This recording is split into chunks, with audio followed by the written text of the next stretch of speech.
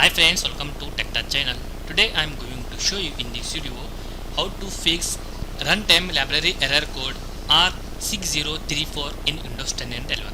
So before we start the video, please subscribe my channel for more latest video.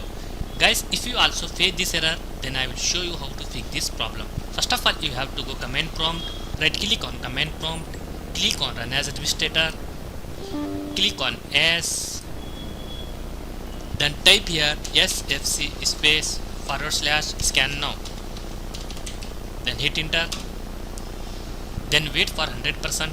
After 100%, close this window, again go to the command prompt,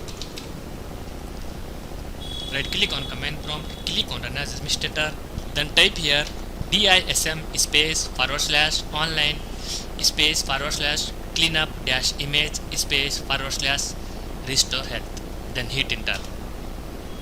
Close this window. After doing this, restart your PC or laptop, fixed your problem. So in this way, fix this problem. Thanks for watching friends. Hope you like this video. If you like this video, please like, share and don't forget to subscribe my channel.